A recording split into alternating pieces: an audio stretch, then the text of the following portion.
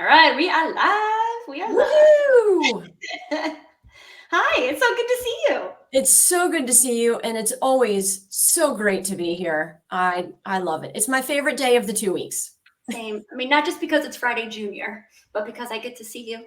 Yes, we are very lucky, and we are very lucky to have the listeners that are joining us live and that are listening in and they're recording. Also, we're all very lucky. Yeah. Yeah. Thank you so much for recognizing that. I appreciate it. Of course. All right. So I'm going to go ahead and do our usual.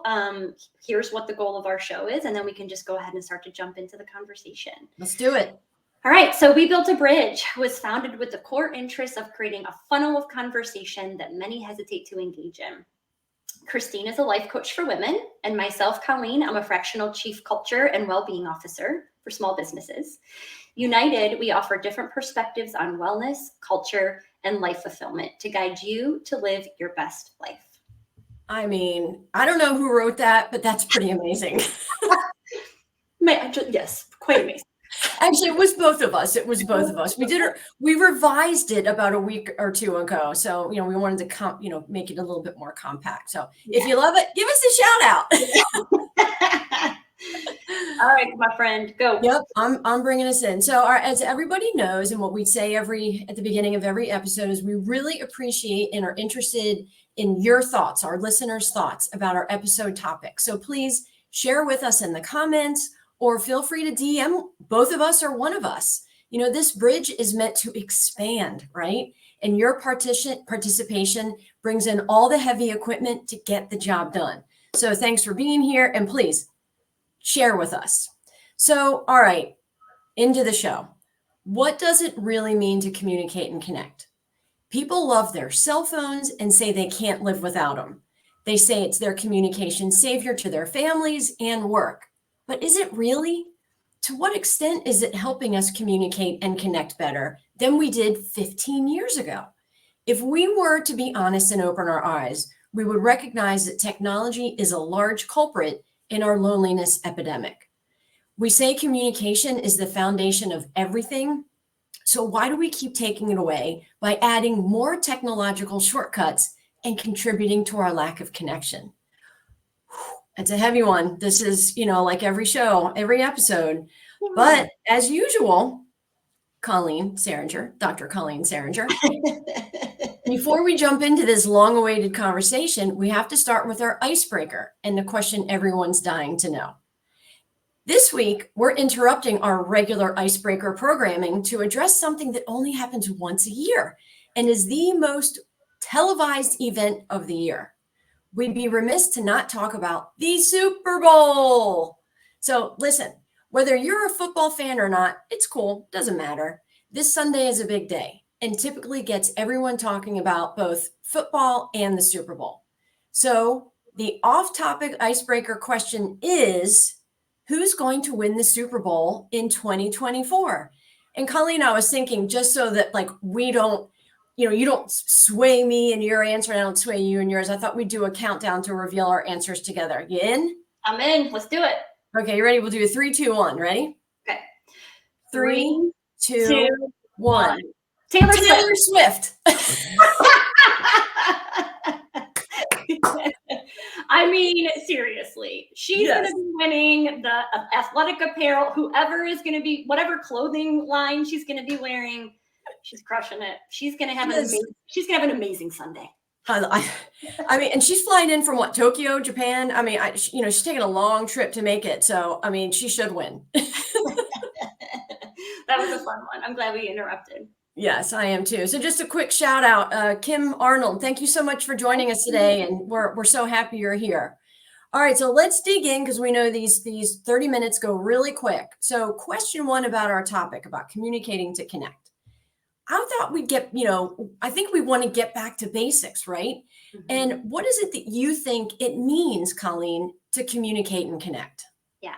So I want to tee this up because I know you have done this a couple of episodes ago, but just to those that are joining us maybe for the first time, Christine and I do have some prep. So we do meet in advance and we're just kind of talk about what questions do we want to ask. But from there, we do not know how the other is going to answer. So I just wanted to make sure that I shared that for those that might be joining us for the first time. So as I was thinking about how I would respond to this question, I personally had to think back to my environment. So the way, like, what was it like in my household growing up? What was it like around my family? Because I don't think that we can dismiss that influences a lot of what we know in regards to communication, respecting that we 100% have the ability to change it, right? So for me, I came from a household where nothing was off the table in regards to what was being talked about. And so sex, drugs, and rock and roll, like, yeah, it was all. You guys, listen, now you're getting a side to Colleen I haven't seen yet. So buckle in. Put on your seatbelts. But for real, like, nothing was off the table. So that, again, I think starts to tee up like where my mind kind of goes is to the question, like, what does it really mean to communicate and connect? The other thing that I always want to call that I think is important to call out is that my parents, they did argue in front of us, which I'm really thankful for, because in hindsight, like, that's a part of negotiation. And then the third thing that I always like to reflect on is that we always ate dinner together. And that could have been 8 o'clock at night when my dad got home from his work day, but that fostered conversation. And so as I was thinking about all of that, where I went next, and as I'm like saying this answer, I'm thinking I could take like the full time to respond to this question, but I promise I won't. So I always go to in person, respecting that we are on Zoom a lot, which is totally okay. So even as I was kind of going through my responses, I thought, yeah, a lot of what's coming up for me is still applicable to the way that I respond on Zoom, like on virtual coffee chats and meetings and things like that. So for me, eye contact and spoken words, that's how I go to what does it mean to communicate and connect. And I want to respect that spoken words could also be through sign language, right? So I think that for me is important, that it's not just about what's coming out of the mouth. So from there, I then said, okay, with the eye contact and spoken words, for me, it's about creating an environment that feels safe. And the way that I feel like I do that is through welcoming body language. So open shoulders and then a kind face. And so the way that we hold our mouths and our eyes, like, those things really matter in regards to communication and connection.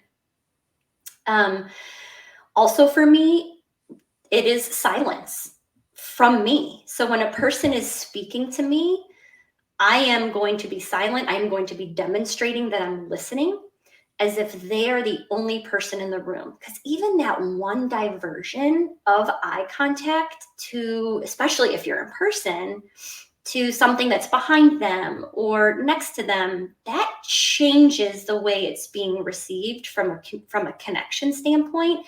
Did they lose focus? Are they really listening? And that's kind of me saying that out loud as the recipient, right, of that happening to me in the past. The other way that I would answer this is it's asking for permission to provide feedback when a sensitive topic is shared, in addition to telling someone that if they aren't comfortable answering a question that I'm posing, that it's okay to say, I don't feel comfortable answering this, or I'd rather not answer. It's also recognizing in a conversation when a person might be struggling and giving them the space to share, period. It's not glossing over a simple, oh, I'm good or I'm fine response to the question, how are you? Especially if you've heard even the slightest hesitation. To me, it's really important from a communication and connection to recognize that and go back and ask again. I promise I'm almost done. No, we are good. We are good. Please. So these were all the things that were coming up for me. It's no cell phone at dinner. It's no cell phone at date night. And it's no cell phone when we're out with friends. And so when many of you that know me, and for those of you that don't, my husband owns a small industrial roofing company. And date night is a big thing for us. We go out every Saturday, whether it's with ourselves or with friends. And that was the 1 hour or 2 hours or however long we were there that we said, no, that phone goes to the side and it does not get answered. Text messages do not get responded to. They can wait because we cannot wait. The other thing, just to kind of, that I love this with our friends that we do dinner with, when there's a question, like if we're talking to each other and there's a question, we always say, don't go to, like, we don't want to go to Siri. We want to see if we can figure out the answer, right? Before picking up our device. I mean, over time we'll be like, we don't know the darn answer. Like, pick up your phone, right? But that's what I mean when we're like, no cell phones at dinner. We are here together. The other couple of things that I have here is it's addressing tough topics with your family and spouse instead of avoiding confrontation. It's opening up a circle, creating space when someone walks into the room or a conversation. That is something that I personally, because I've been that person on the outside, right? And I think a lot of this comes up because it's an experience that I've either experienced or just want to make sure that others don't ever have to. This is a big one for me. When I see someone come into something, I immediately like just open the circle, right? Invite them in because everyone feels uncomfortable. So then a couple of other things, it's having the option. So this, I feel like, goes to some of the stuff we talked about when we posed this question. It's having the option to pick up the phone and not only call customer service, but actually speak to a person, right? And for me, it's not an app. It's just not an app. And so I love what Corrine Canty had responded in one of the comments that was in, I believe it was your post, Christine, when you were promoting this conversation. She said something like, technology helps us talk to people all over the world, but it keeps us from the person right next to us. And so I just think that that's, again, back to that customer service piece, actually talking to a person and it not being an app. The last thing I want is another app on my phone. Oh my gosh, it's so true. I know I did an update. So just to say this really quick, I did an update on my phone, I don't know, like 2 weeks ago, and they added something else to it. And I was like, I didn't ask for that. I know. I had the same thing. It's like a journal thing or something. I'm like, yes. I know. I need to delete it. I mean, I get it because it's a thing, right? Like people are journaling, and it is a thing, and it's very helpful, and it helps people focus. But I'm like, I didn't ask for it. Don't put the app on my phone. Yeah. Go ahead. No, you go. Are you sure you weren't finished? I have a couple more things. I just have a couple more things, I promise. And then it's your turn. No, give it. Come on. Okay. So I'd be remiss if I didn't take this to the workplace, which a lot of those things are workplace related to, right? But I wanted to go into that square box for a second. Communication and connection is not using information to gain status in a relationship, also known as gossiping. It is not simply agreeing with leadership. It's consistent feedback loops. It's an open door. It's asking for help or coaching if you don't know how to handle a people challenge. And it's giving employees the opportunity to share their professional goals and support. To share their professional goals and support them in their direction, not the one that is going to self-serve you as the business owner or the leader at that time. So that's how I would answer it. What about you? I mean, everything you shared are episodes on their own. I mean, really, they really, really are. Yeah. And I mean, I feel like if I were to reflect and comment on everything you said, the show would be over and it would be Saturday morning. So to spare everybody from listening to my voice for that amount of time, because I know it's not that great. What I want to do is I want to talk about how you highlighted Corrine's comment on the post, because when I posted, I had all sorts of emotions while reading some of the comments. It was at that moment that you and we both knew we needed to turn this into a 2-part series, that there was no way we'd be able to cover all of this in one episode due to how everybody feels the same, but yet nothing's really changing, right? Mm-hmm. So it was another there was another eye-opening comment that came in that I'd like to share. It was from Inuda Sert, and I apologize if I'm pronouncing her last name correctly. But Inuda Sert, she lives in Turkey. I'm hoping she's listening right now. She has a young child, and you never know what children are going to do. But her comment was short, but it offered a cargo ship worth of value. Mm-hmm. So let me tell you what she said. She said, "Sometimes I wonder, when did human connection become a luxury?" So I had to read that a few times to really let it sink in, because I was like, what does that mean? Oh my gosh. Oh my gosh. I mean, I'm still feeling the weight of her words and her comment is so impactful. Personally, I have really felt the decline in our ability to communicate, to connect. I felt it big time during COVID. So, yes, everyone was going through something and they all were having a hard time grasping, really what it was that they were dealing with, because it was all new. We were all out of our element and grasping at straws to keep ourselves together, right? I mean, especially those that had children. Oh my gosh, that's an episode in itself. I can't imagine, raising children and potentially homeschooling them. But again, that's another episode. So for me, I was going through my stuff, right? And but I was hopeful that I could share and talk about it with friends. I learned quickly that not only did people not want to listen, but they were quick to dismiss me, right? And this wasn't a 1 or 2 person situation. This happened with multiple people. And it was really hard on me, and it was extremely isolating. So, this is one I love to recall. I've talked about Katharine Hepburn's documentary on Netflix. It's titled Call Me Kate.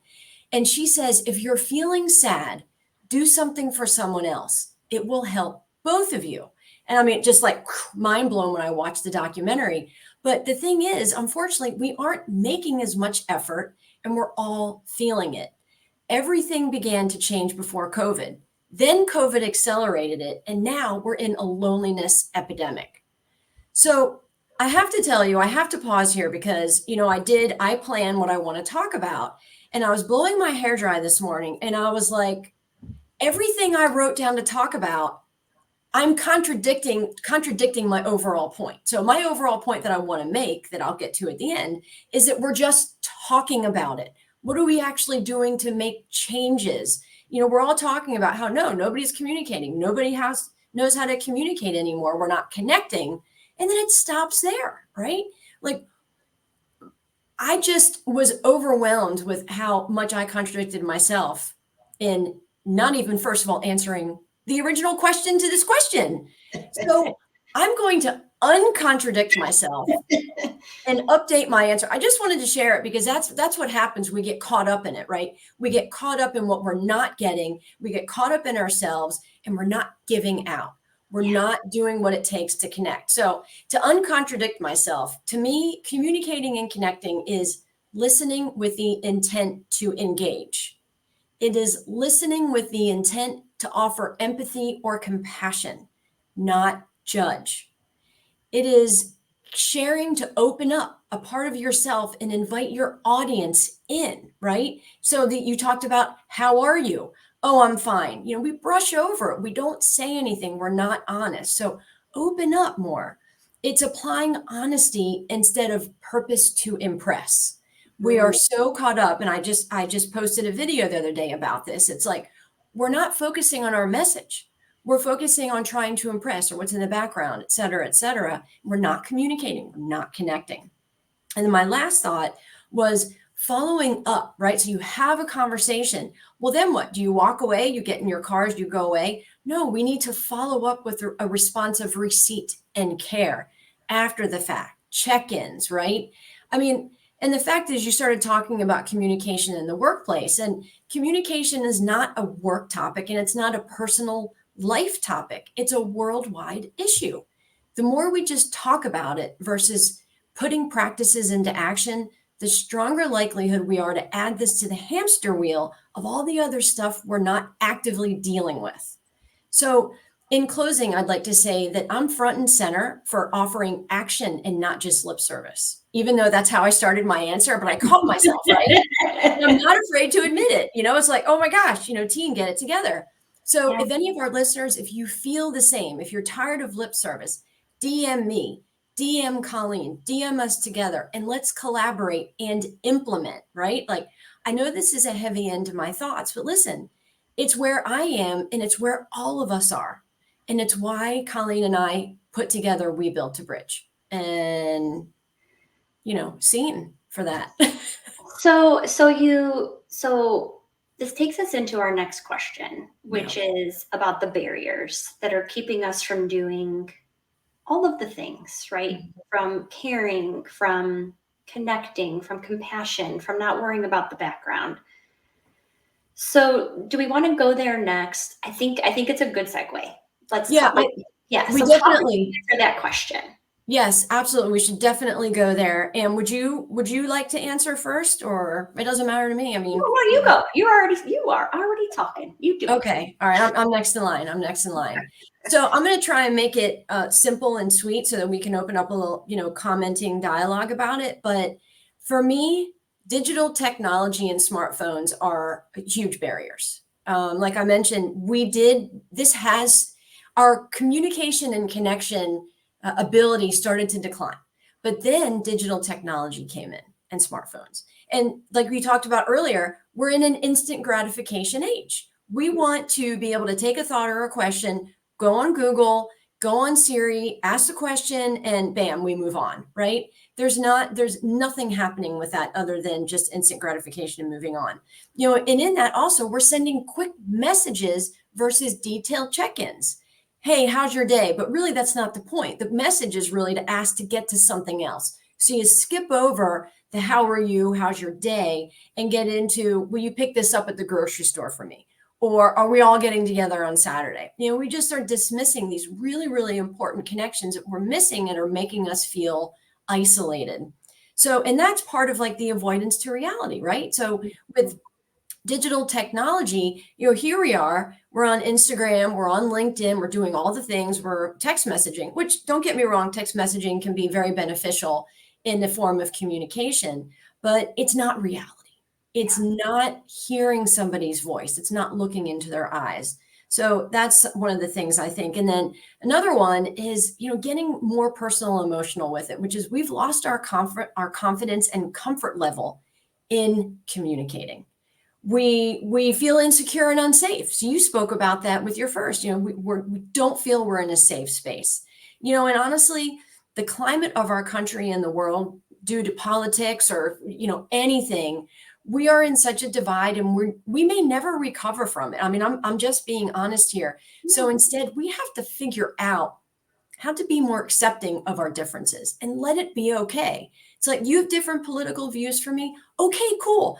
But we love cooking. So let's just cook together or, whatever it might be.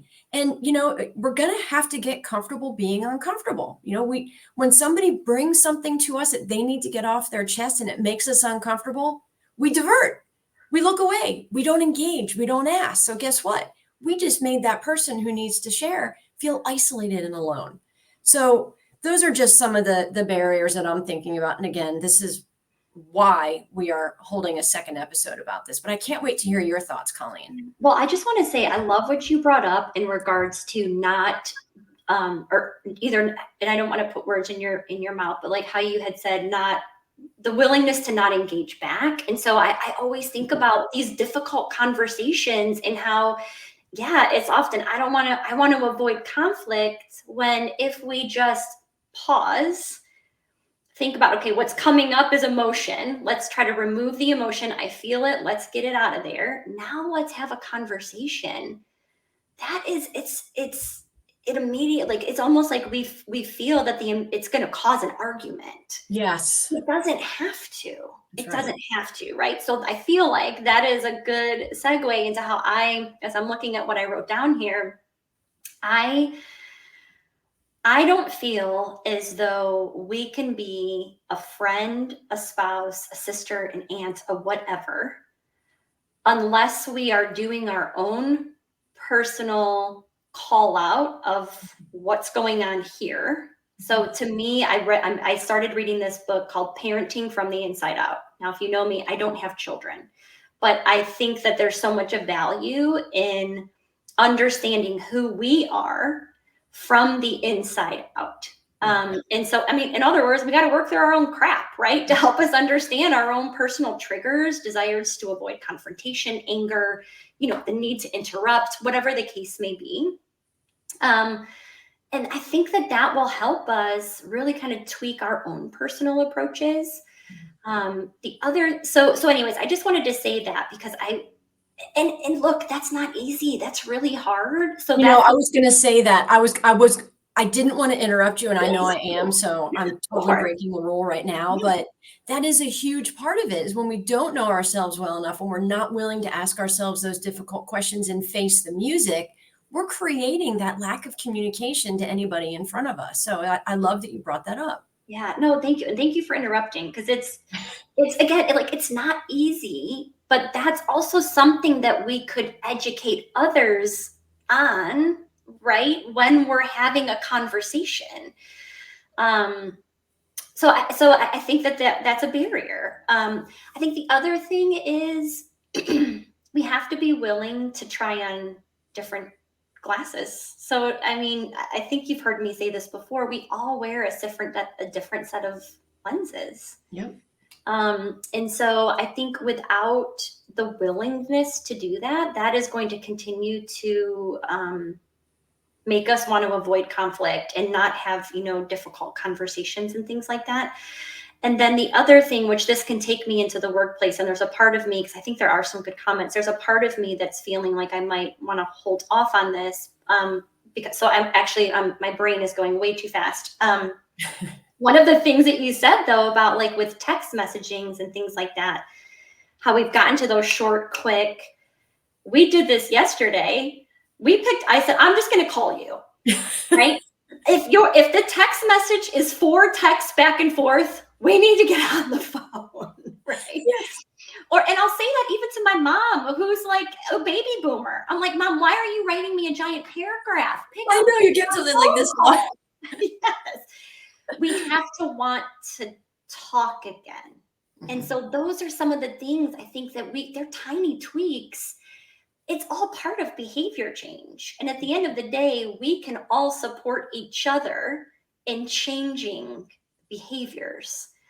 So anyways, like I said, I think maybe I should save the workplace stuff for the next episode, just because I'll take us to like probably Saturday, like you said. Right.